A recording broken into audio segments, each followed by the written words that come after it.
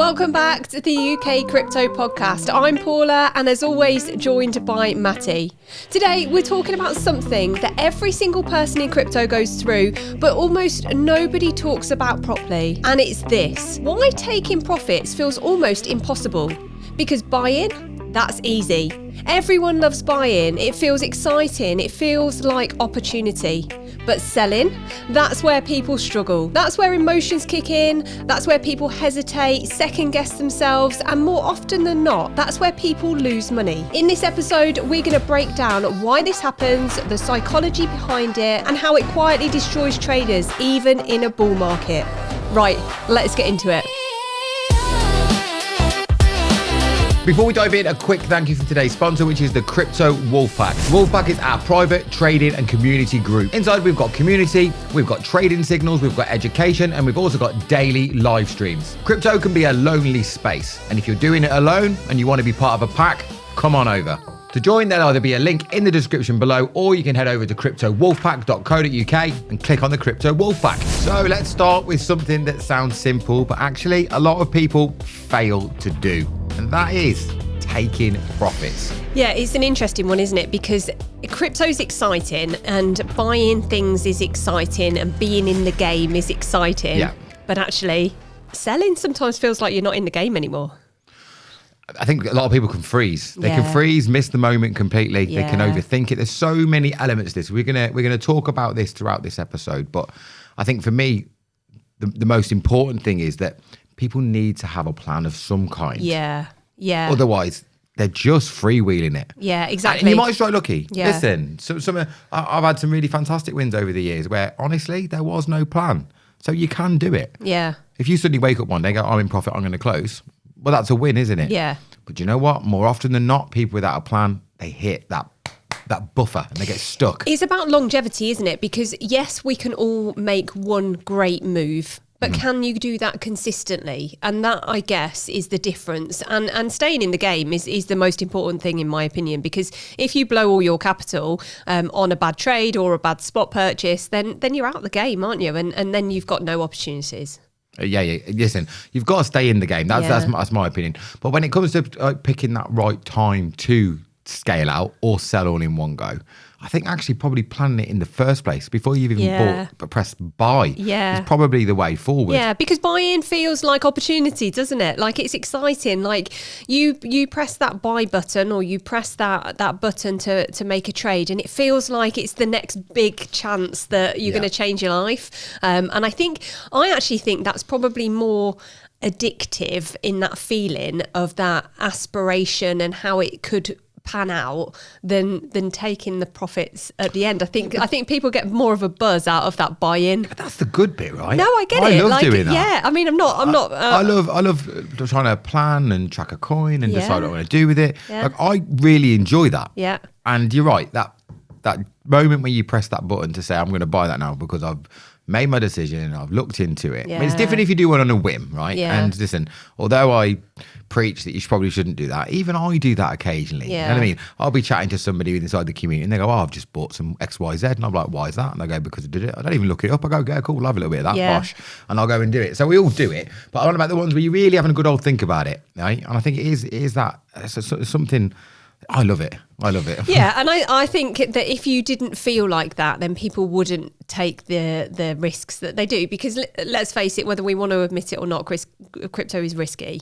But I think that feeling of buying, it's you can't replace that in anything else you do. Even when you sell, it feels like you've lost. As soon as you sell, what are you going to do? You're looking for the next entry. Yeah, exactly. You're looking for the next one, aren't you? So even if you sell in profit, you still feel like you've lost because you're not in the game anymore. You mean you've lost a little bit of it because you're not there. Yeah. You're not in it. Yeah. And I think people feel like they've got to be in it all the time. You can't get the next leg up because you're out. Exactly. Yeah, exactly. It's weird, that psychology that's attached to that, I think. That's why you need a decent strategy to combat that emotion. Exactly. Because whether we like it or not, our brain associates selling with missing out. You're not in it anymore. And if your brain feels like, oh my God, I'm missing out, other people have got these these opportunities that I haven't, that feeling's not very comfortable. And I think a lot of people will sit on trades for longer than they should and sit on spot purchases for longer than they should just because they're trying to avoid that feeling. Do you know, I had the other day, and I was like, I was a bit like, huh? So somebody had bought some XRP at about 60 cents. Yeah.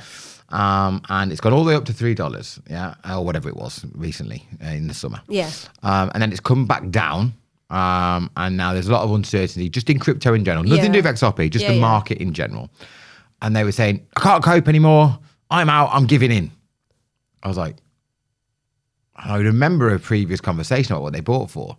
I'm like, what did you sell for? $1.60. I was like, cool. And you bought for 60 cents. They're like, yeah. I'm like, you need to repackage that in your head. Well, what do you mean? Well, that was a great trade. Yeah, absolutely. That was a great trade. Yeah, absolutely. That's a great trade. But they were in that mindset of, yeah. You know what I mean? Like, they're frustrated and I'm like, you just made significant profit. Yeah. I bet you wish you'd have bought more when you did and sold at the same day that you sold. Yeah. He's like, well, I didn't really think of it like that. He felt like he was quitting. And actually, that was a fantastic trade. I think though, because people are always trying to time the top, aren't they? Yeah, that's the problem. People get really, really upset if they can't catch the top. But even the best traders don't catch the top, and the chances of you catching the top are so slim. If you were looking at it on a probability scale, well, you wouldn't be holding for the top because the chances of that happening are so low. Yeah, they're waiting for Narnia, aren't they? Well, you might make another 20 cents on your coin. It doesn't make sense in the long term. I mean, really, you should just be celebrating any profits you make, I think. I agree with that. But I think people do get obsessed with that, and social media doesn't help. I don't think. Social media doesn't help. No.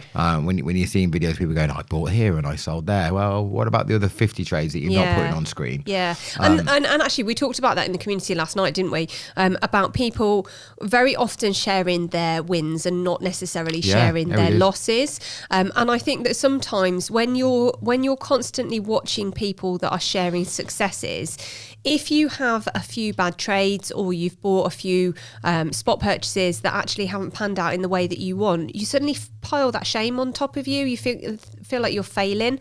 And I think sometimes people just hold these things in the hope that things are going to reverse just so they don't have to feel like that. It's not just crypto. I think this is just in life in general. Yeah. I think people can, if they feel like they're on a bit of a losing streak with anything in particular, whether it be work, whether it be family, whether it be whatever it will be, if sport, anything, I think that can weigh heavy on some people. Then it might then start making them question things in the future, even when things are going well.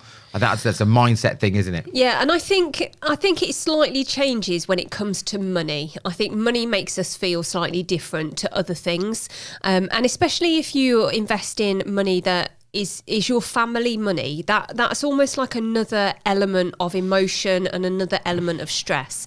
And I think that the emotion versus logical decisions plays such a massive part of retail trading, because the institutions aren't doing emotional trading, are they? They're going in, they're going, right, this is where we're going to enter, this is where we're going to exit, and then you can't predict the markets necessarily. You can make your best guess decisions, but if it goes wrong, very often they're just in and out, whereas retail has this whole different element to it because we are emotional, and it is difficult, and I can completely understand why people have those emotions attached. But I think sometimes we have to be more mindful and just know that if we're having a bad day, or if we've got things going on in our lives that are going to really affect our decision making, is that the right day to trade? Because it's probably not. And yes, we talk about people holding for longer than they should, but also sometimes people get out faster than they should as well, and that's emotional. And sometimes the best decision is just to hold and just to kind of check yourself and see where you're at emotionally before you start making any decisions. Yeah, I think that emotional freeze, if we're talking about taking profits in particular, if you've bought lower than where you are currently, and you're at a point where you're thinking, right, this is a good place to take profit, but then you've got that little devil on your shoulder saying, but what if it goes higher tomorrow? Yeah. What if you've missed the giant move? We've all had it. Yeah, we all do that one. But I think had it. In that situation, people forget they don't have to sell everything. Yeah. You could partial sell.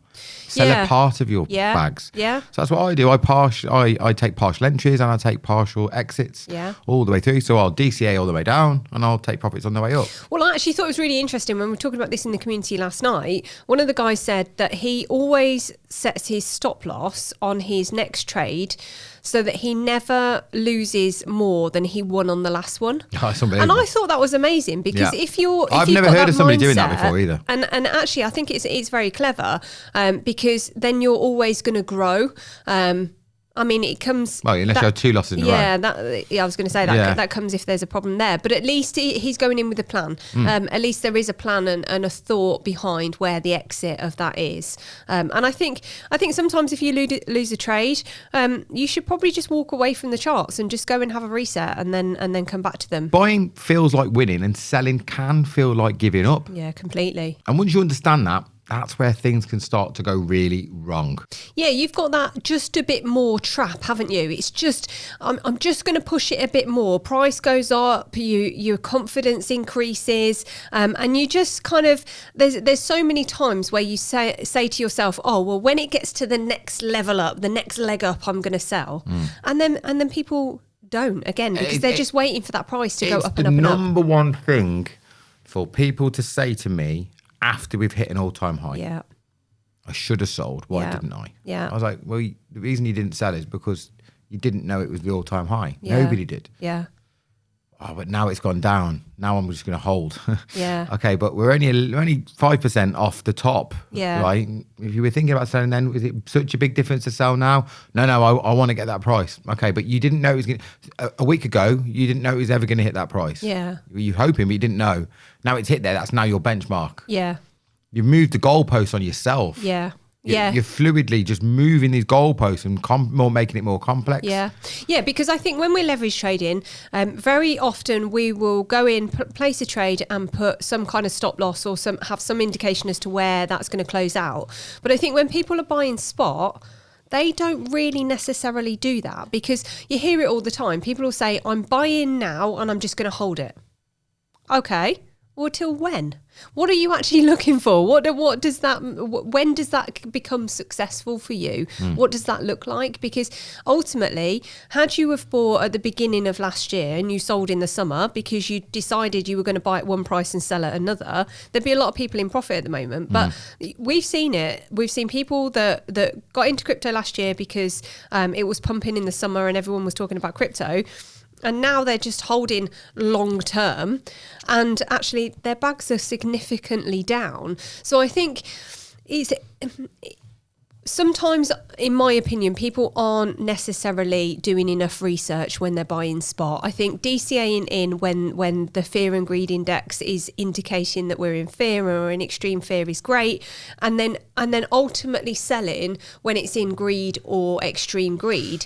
But I don't think a lot of people necessarily are considering those things when they are buying. I think they're just randomly buying. Not. I mean, hopefully, most people that watch my content will know about that. Most people that are in the wolf pack will know about that, but most people into crypto don't. Yeah. And that includes experienced people as well. Most people are fixated on price instead of zones. As you know, I don't care what the price is. I couldn't care less what the price is. For me, it's all about that zone.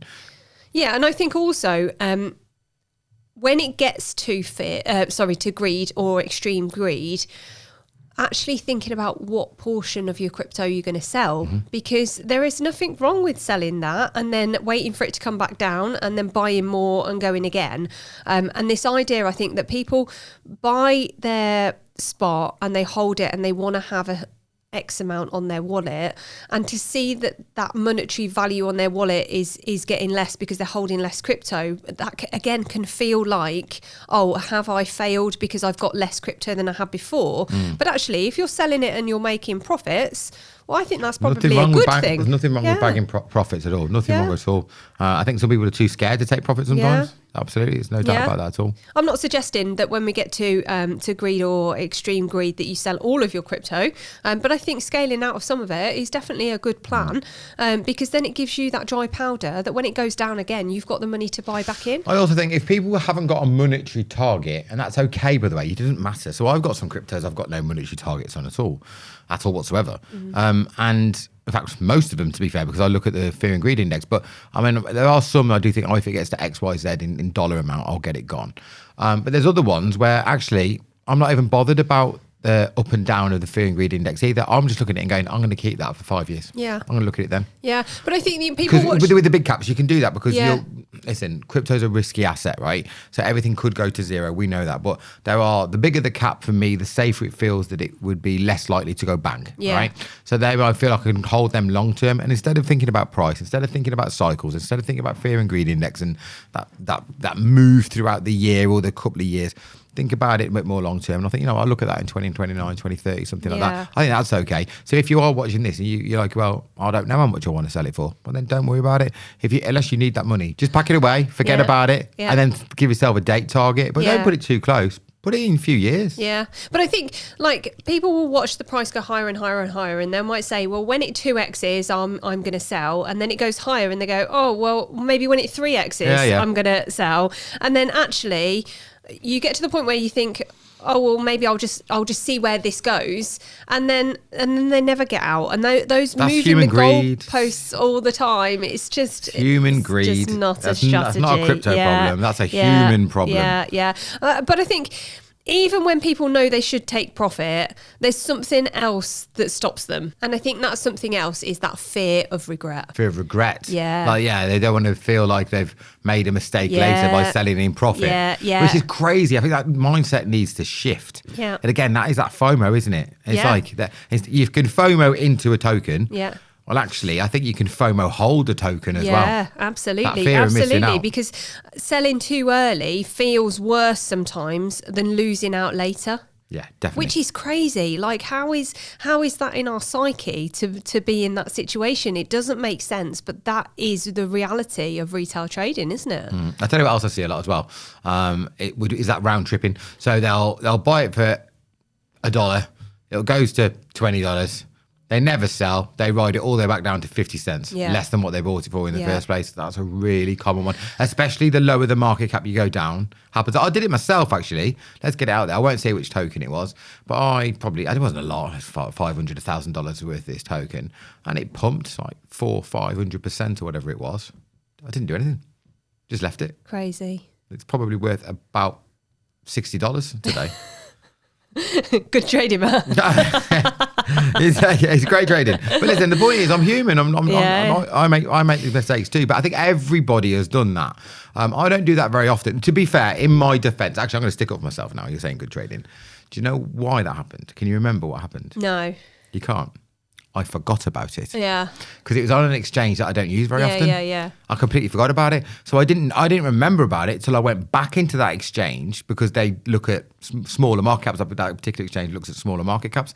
So I'm going to go in there, and I was like, oh shit. Yeah. I'd forgot about that. So that reminds me, actually, and I know this is going to take it slightly off topic, but when we were talking to Jamie, which we've had on the podcast a few episodes ago. Yeah, absolutely.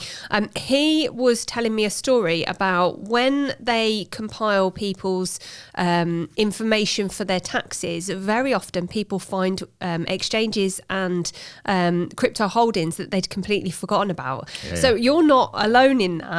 And I think that people will use different platforms to buy over the years, and then you might be surprised at the amount of crypto that you've got that you didn't even remember that you hold. So I regularly find crypto I forgot about. It's a bit of a thing. So I found some crypto last week that I'd forgot about. Yeah. It wasn't a lot, but I didn't know it was there. I mean, let's be honest, we always advise that you don't hold your crypto in one place, and that probably includes buying crypto from different places and that kind of stuff. This is how I know I didn't know it was there, because that particular token, in my mind, it's all on a cold store wallet. Yeah. So I log in, I look at it, and I think, is that an airdrop or something? Yeah. I go and look at the history. I just forgot. Yeah. I just simply forgot it was there. Yeah. So do you think that for many people, they've bought their spot and they're holding it, and it goes in the green, and then it reverses and it goes in the red? They might be in the red 10%, 20%, 30%. Do you think that people feel like it's better to just have it and own it, even if it's coming down, than press that button to close it? Because when they close it, it feels like there is no hope. Do you think that sometimes the people are guilty of that? Because I think that people do that. It can work both ways, can't you? So you can see both sides of that coin. You can have people that are a little bit in the red and couldn't bear the thought of losing any more, and then they close it early. And I do have the other people that go the other way as well, that will hold it to the death. Yeah. And they don't want to admit that the project's absolutely screwed. Now, obviously, if you're looking at large caps, you don't really need to worry about that so much, apart from an absolute disaster like a lunar situation. Yeah, right? yeah. But that can happen with medium, small caps, can't it? And especially definitely meme coins, where they can just hold it forever and it's just dead. Yeah. So yeah, I think so. No, not I think so. I know. So yeah, it definitely does happen. But it's very difficult, because we've just given both scenarios there, and we're saying both of those are wrong. And actually, when you're in that situation, you don't want to go, oh, what if I sell now and now I'm the wrong? Or what if I hold now and now I'm in the wrong? Yeah. Or should I be holding because that's right? Or should I be selling? Because it's very difficult, isn't it? Yeah. Which is why you need a plan. Yeah, exactly. And I think that then you have to question. Then you can look yourself in the mirror, can't you? And you can go, I've made that decision through structure, through a plan. I'm confident in my decision. I'm happy with my decision, rather than just winging it on one day and then questioning yourself. Yeah. And rather than just buying stuff and never making a decision with it, because there are so many people that do that. There's so many people that just buy crypto, buy the large caps and then just hold them. And yeah, the hope is that it's going to go up long term. And let's not get this wrong. Everybody's hoping that crypto is going to go up long term. But there are moves to be made along the way where it goes up to the all-time highs and it comes back down again. So there is going to go in a straight line, does it? There's going to be more money to be made if you sell at the highs and you get back in at the lows and then you sell at the highs again, than just hold in long term. So there are different moves, and I think you've just got to decide your own strategy. And we're not here to say your strategy is wrong or your strategy is wrong. It's about having a strategy that works for you. I think any strategy is better than no strategy. Absolutely, honestly, I do, rather than just winging it. Yeah. Because most people in the cold light of day, if they have a little think about it, will come up with a strategy that might not fit everybody, but that strategy would make money. Yeah. Quite often they lose money because they break their own rules. Yeah, exactly. Which is why I like the wolf pack, because it keeps you accountable to people. As long as you're open and you tell the truth, obviously, then it keeps you accountable, and rather than just being accountable to yourself, you kind of share that little bit, and you're like, if you suddenly go, I'm going to panic and going to sell.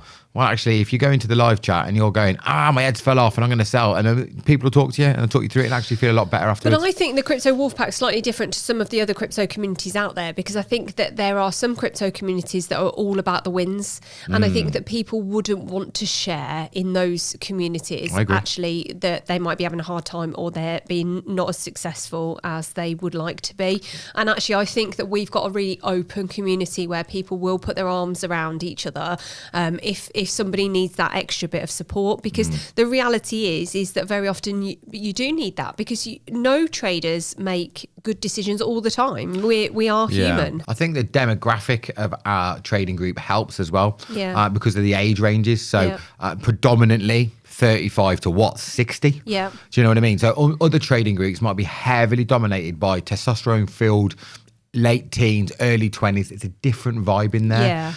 So when you look at our community, that's where the majority chunk sits, isn't it? Probably 35 to probably 55, something like that. We've got some older, we've got a few younger, but majority are in that bulk there. And I think that probably does help with that, the way people will communicate with each other. Yeah, no, because it's very respectful agree. in there. Let's face it. I mean, there's a lot of banter goes on as well, but it's always never really crosses the line, does it? No, definitely not. And actually, the amount of times I've seen people really help other people, I find it amazing all the time, because actually there's such a like-minded group of people there that people are always ready to help, and you don't always see that in life, and you don't always see that in crypto, and it's just really nice, I think, to have a community where people want to help and support each other. And the amount of knowledge that people have got in that community, it blows my mind sometimes, because I think crypto is so diverse. There's so many different parts of crypto that people people can get involved in, and you don't have to be the expert of all of those if you've got other people that can help and advise you along the way. Yeah, but I've worked really hard to engender that culture, so I'm constantly reminding people when new people arrive, make sure you're welcoming them, make sure that there's no, I think Stu came up with that phrase, there's no questions too silly to ask. Yeah, exactly. And I love it when he says that. He says it all the time. I think it's really good. And I also will remind people when the new people land, remember, you were new once. Yeah, You were new absolutely. once. So I think people have took my lead on that, and actually people have been brilliant. Yeah, I'm really, absolutely. really proud of them. When Absolutely. I think it's really difficult when you're in communities and you feel like you're comparing to others. And it's not just communities, that you see it on social media all the time. Social media, in fact, I think is the worst, because when you're making videos, there's not many people out there that are saying, do you know what, I got that wrong today, because actually they're not the videos that are successful. And I think you've got kind of two different people in social media in the crypto space. You've got the ones that are open, sharing news, talking about what's going on, what might affect the markets, and then you've got the other ones that are just feeding into sentiment. And if the market's down and you're making a video which is woe is me, oh my god, everything's going to zero, it's going to get more views. And I think you've got those two different elements coming at people as well. So I can probably answer this slightly different to you, because you use social media as a tool, fair, whereas I love social media. Do you know what? I know that I make social media content, but my consumption of social media content is actually very low. Where I probably watch 3 to 4 hours of YouTube a day. I probably do at least an hour of TikTok a day. How have you got time? Because I multitask. Because I multitask. Also, though, I listen to it in bed as well. Yeah. As well, so. Do you know why? I mean, I think different people, it grabs different people's attention in different ways. But one of the things that I am really conscious of is when I watch social media, I don't want to be influenced by other people's style of videos. So when I make my content, I want it to be authentic to me. And sometimes when I watch too much of what else is going on, I can feed off of that as well. So sometimes I make a conscious decision not to be watching loads of TikToks, loads of YouTube videos, because what I put out there, I just want to be like from my perspective, and in a more authentic way to what I think. Yeah, but what I was trying to get at was, I was saying about I could talk about it from different angles, because I use a lot of social media for enjoyment as well as for my own content going out there. I understand how you can compare yourself to other people, because that's the point we're talking about that comparing. Yeah. Definitely, there's no doubt about it at all. So I did it as just somebody that was a content absorber, and now I'm a content creator. I still do it now. So I think you probably do that a lot less because you don't do that for fun. Yeah. But most people that are on social media are there for fun. They're not being with a gun to their head, are they? No, they're there of course because not. they enjoy it. And I think that does happen. I still do that now. There's no doubt at all. And I think I'm really good at what I do. But even I sometimes think, I see somebody that's done something really amazing, and I go, why haven't I done that? Yeah. Do you know what I mean? Why haven't I achieved that? Yeah. And then you look at things I have achieved, and I'm sure if you spoke to them, they probably wish they'd achieved some of the things I've done as well. But you do compare yourself, and I think that's why you have all the the young girls we're watching, like on Instagram, and then if you get chubby girls feeling bad because all the girls are skinny, it's the same in crypto. All the people that are doing okay in crypto, all of a sudden are looking at the people doing amazing in crypto and going, when actually, how much of it is true? How much of it is real? How much is smoke and mirrors and illusions? Yeah, exactly. Because the reality is that you can share whatever you want online. You can have this whole online persona that's actually nothing like your real life. And I think sometimes we do get drawn into that. And it's not necessarily reflective of people's crypto holdings or crypto success.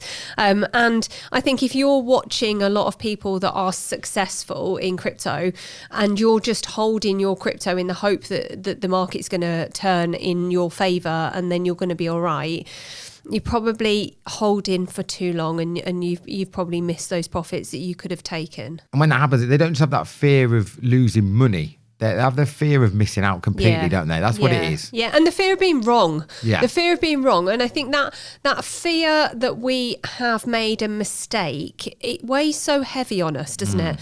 And actually, it's okay to make mistakes. We're all human, and even the best traders in the world don't get it right all the time. And I think that's probably something to kind of have a message through this episode today, is that as long as you're not putting your entire holdings on one trade or one spot investment and you're managing your risk, if you make a mistake with a portion of that, that's okay. You've still got the capital to continue. It's just if you're repeatedly making the same mistakes because you've got no strategy, that's going to be a problem. Or if you're over your risk management isn't good enough and you're overstretching yourself, that's a problem.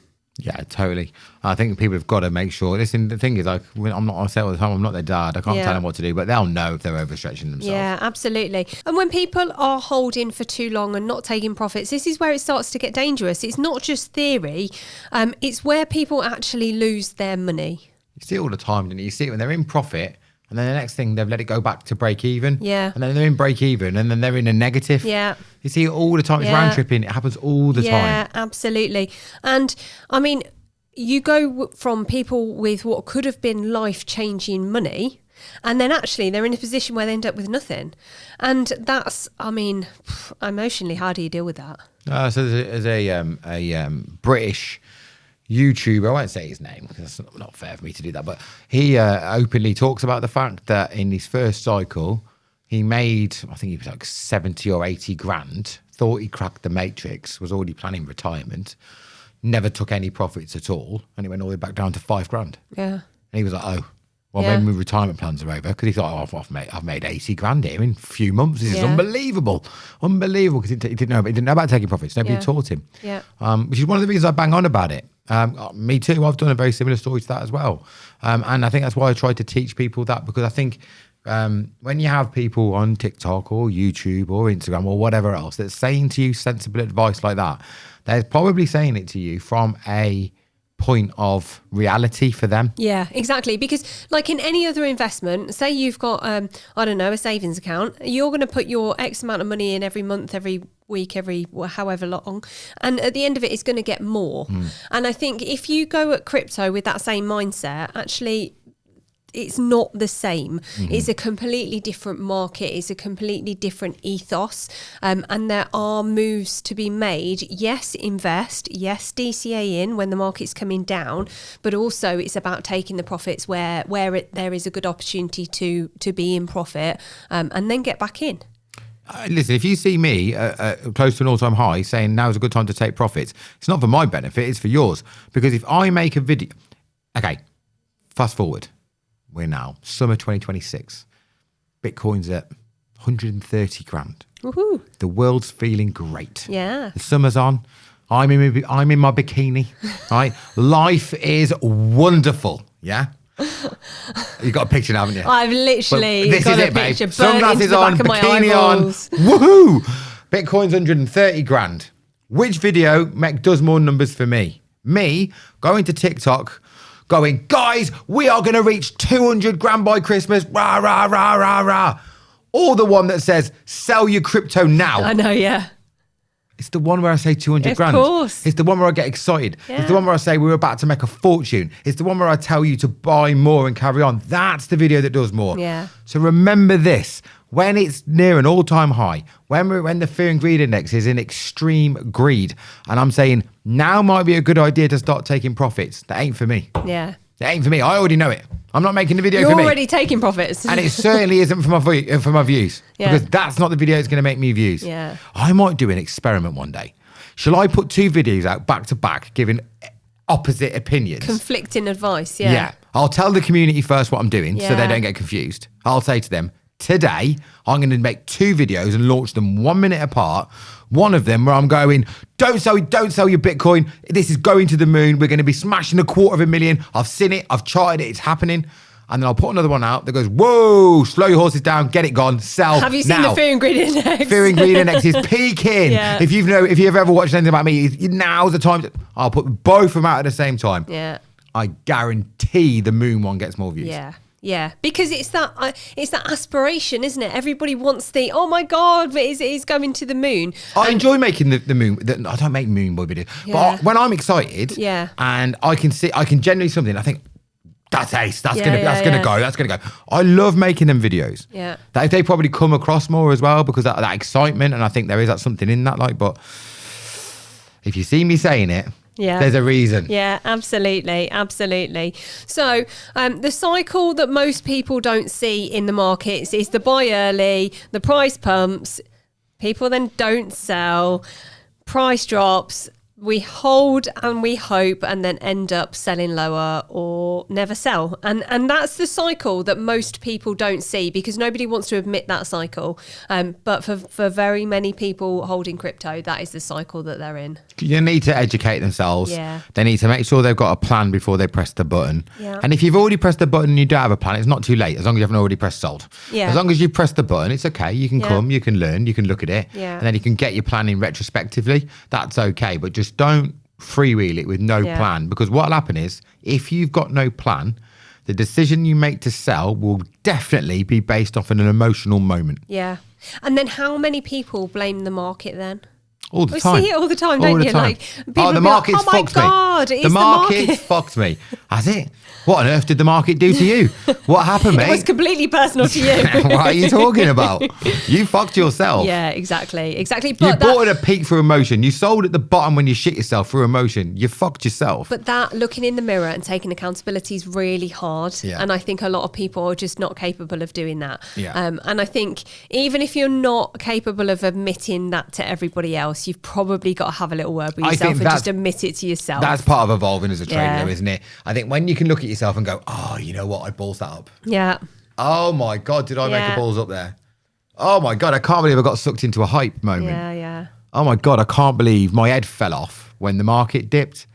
And then you learn from that. Yeah. I think actually everybody probably needs to do that once, maybe twice, to learn from it. I've definitely done it. I think you're right. I mean, we all hope that that's never going to happen. But the truth is you learn more from your mistakes than you do from your successes. Because when you have successes all the time, you get complacent and you don't question the reasons why you got to be successful. You just know you are successful. Whereas when things fail and when things go wrong, that's the point of self-reflection. But if you're just going to blame the market, then there is no self-reflection there. So that's probably the time to have a little shift. So, I mean, we talk about this all the time. We talk about people not taking profits, but what can people do so that they aren't in that situation? Know what cycle you're in, because people often will say about that it's the market that's breaking them or whatever. And actually it's not. It's just because they don't understand which part of a cycle they're in currently.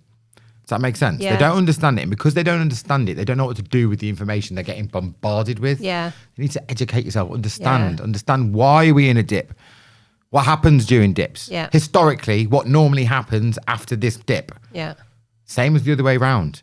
Once you understand these cycles, you understand the movement, you understand the money flow, things start to become a little bit simpler. And hopefully then you'll stop making those mistakes. And have a plan before you enter. Like before, like you said earlier, listen, if you are in something at the moment and you didn't have a plan, it's not too late. Go and have a look at it now. But having a plan before you enter and then scaling out and taking profits along the way. And scaling in. Yeah, scaling in as well, yeah. To be fair, to be 100% honest, I don't always scale in. So I bought a load of XLM the night before. Quite a few thousand XLM. I was in the mid. So the dog woke me up in the middle of the night. My dog wanted to go in the garden. I thought he needed the toilet. He wanted to go and sniff flowers. Well, that pleased me at 4 a.m. I can tell you now. So I was just basically, and because that had gone on for a little while, I was half awake. Then I checked my trades, then I checked my automation. Next thing you know, I've got my app open, and then I remembered, the XLM. Go and have a look at that, because I've been looking at it for an entry. Yeah. And because I was tired, and because I thought, well, actually, now it looks like a decent price, actually. Because I've been tracking it anyway. It wasn't looking like on a whim. Yeah. But actually, had I been fully awake and sat at my desk at any kind of normal human time, then I probably would have scaled in. Yeah. I didn't. I just went bang and I bought all in one go. And that's okay. I'm okay with me buying all in one go. I'm not saying I did anything wrong or anything like that. But the point I'm saying is that I don't always scale in and always scale out. Sometimes I do buy it all in one go. Sometimes I do sell it all in one go. But at least if you are unsure what to do and you're thinking that maybe it's a good time to take profits, if you're already thinking it's probably a good time to take profits, it probably is. Yeah, so absolutely. Using that scaling out, and don't sell it all so you're devastated that it had a moonshot. Yeah. So there is somebody in the wolf pack that refuses to sell all of anything. Who's that? Can't remember. But no matter what they buy, when they go to sell, they always leave a small amount in case it just goes absolutely parabolic.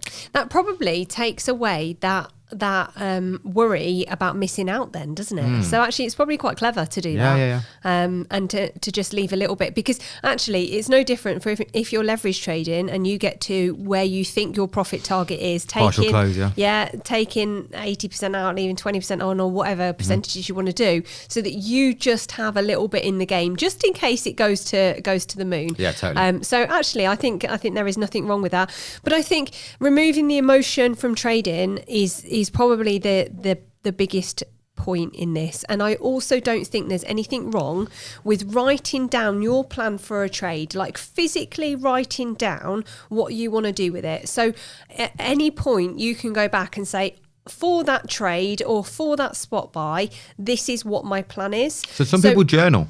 Yeah, exactly. I don't. Yeah, I mean, because if you're in an emotional state, I don't know, you're feeling under pressure, you haven't got a lot of time because you're working, the kids are doing your head in, or whatever it might be, and you're rushing into making a decision, well, if you stop and you check what your plan was when you first went in it, you might stop yourself from making bad decisions in those emotional moments. Yeah, so actually, I don't think there's anything wrong with that. If you don't feel like you're going to remember your plan, or you're perhaps historically you haven't been great at following the plan that you thought you were going to do, write it down and just literally follow what you've written, because that will take the emotion out of it as well. Yeah, definitely. I think also people have got to stop focusing on the top. Yeah.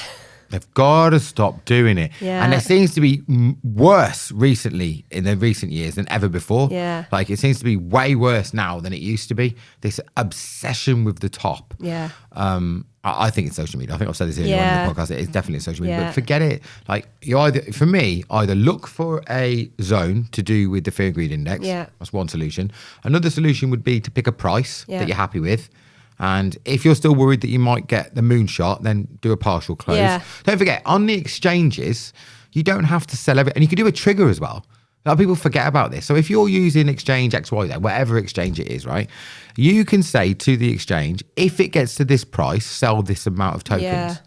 Take your emotion out of it. Yeah. Set it in advance. So like when you first do it, if you set all of those, then you don't have to think about it again. Especially if you're not going to sell all of them, so you're not gutted if it goes crazy. Yeah. Yeah. So yeah, I think people can do that. And so that was the first one. The second one was that one, and the third one is a time horizon. Yeah. So if you can go, well, actually, I don't know how much you want out of it. Cool. Okay.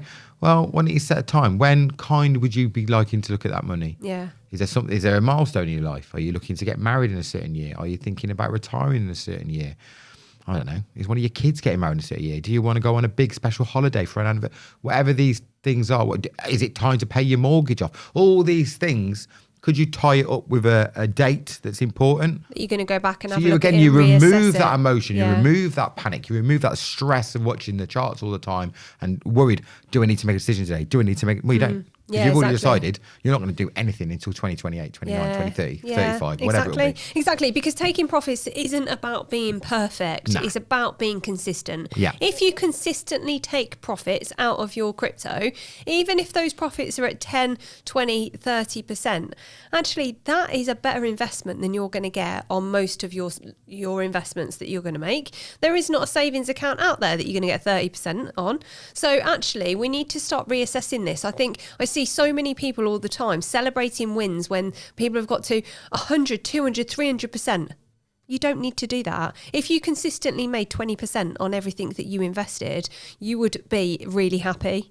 Oh, yeah. You make 10 trades a day and you do 20% in each one. Exactly. You're flying, aren't you? Exactly. Absolutely. It's probably easier to do that as well Yeah. than it is to go and find one to do 200% a day. Yeah, exactly. Definitely. But Because this if you're holding out for 100, 200, 300%, Well, you're also probably going to allow your trade to go into the red quite significantly. And you're probably going to be higher leverage. Yeah, exactly. Yeah. But this is why the environment that you're in is so important.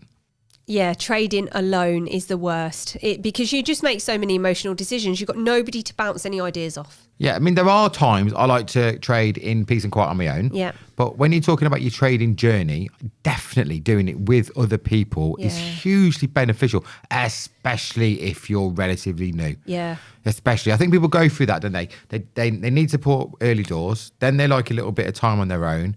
And then once they've gone through that, then they're back in. And then you see this cycle where actually they realise, actually, the reason I was so good down here at the beginning was because I was around people I was learning. Yeah. Then I thought I'd crack the matrix and I went and did it on my own. And everything went wrong. And now I'm back doing it as a group again. Now I'm smashing life again. And I think that's quite important, isn't it? Yeah, absolutely. Because community, you've got structure and you've got accountability.